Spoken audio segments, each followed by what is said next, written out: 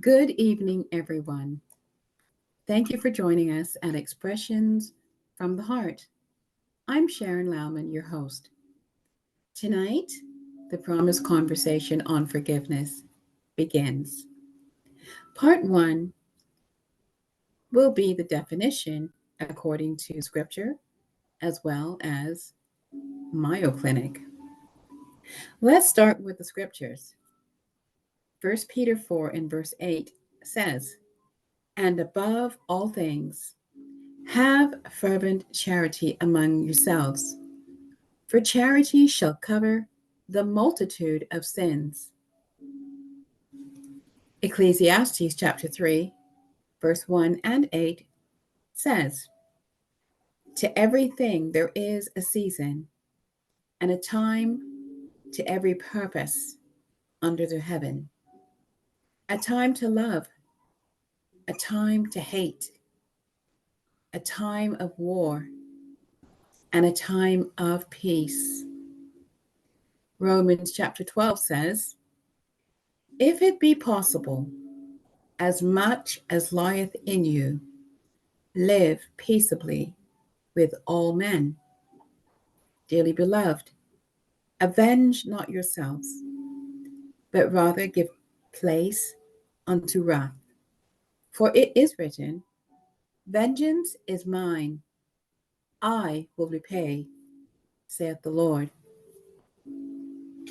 Turning to the Mayo Clinic's definition of forgiveness and commentary, it says, forgiveness means different things to different people, but in general, it involves an intentional decision to let go of resentment and anger. The act that hurt or offended you might always be with you, but working on forgiveness can lessen that act's grip on you. It can help free you from the control of the person who harmed you. Sometimes forgiveness might even lead to feelings of understanding, empathy, compassion. For who? For the one who hurt you. Forgiveness does not mean, it goes on to say, forgetting or excusing the harm done to you. It also doesn't necessarily mean making up with the person who caused the harm.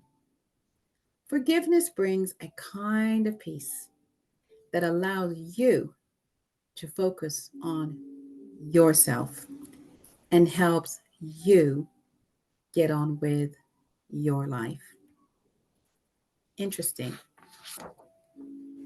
Well, tonight we're going to have an open conversation, an honest conversation with those of us who have said, yes, we want to share our experiences, our lows, our highs, our anxieties, our stresses, our hostility, our blood pressure levels, our, our heart health, our self esteem, our relationships, all surrounding the topic of forgiveness, bitterness.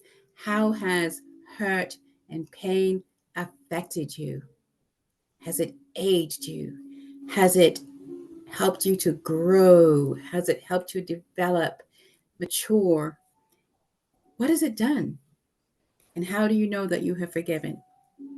Well, to start the conversation, I will go first. And I've written something, and hopefully it will sort of spark some sort of a response. And I've written the following: I believe God, who is sovereign, He's intentional, and He is the creator of good and evil. And He has strategically permitted conflict and disagreement, hurt, pain, betrayal, as is demonstrated in the scriptures, where there are a plethora of conflict between man and man, God and man. Why? Well, maybe for the purpose of man gaining a qualified understanding of the principle of forgiveness and the consequences of not. The sovereign God, in his wisdom, he enables rivalry, and diverse disputations with the objective of what? Testing, stretching, enlightening, perfecting. Is forgiveness really a gift to me? Does it truly free me from my past experiences, my past relationships? Does it allow me to live in the present, free from the chains of the past? When I forgive you and I forgive others, am I indeed free? And how easy is it to forgive so that I can be free? Matthew chapter 18 speaks about the account of Peter asking the Lord, "How oft shall my brother sin against me and I forgive him? Till 7 times?" Jesus said unto him, "But until 70 times 7." Was that a metaphor, or was that just so that we can have the understanding that we ought to forgive liberally, so that we can be forgiven liberally? That is truly what Christ advocated and demonstrated in the scriptures when we read the many accounts of how the children of Israel kept on repeatedly offending him, and he kept on forgiving them, and he kept on loving them, but not without a remedy or a consequence, an absolute sanction.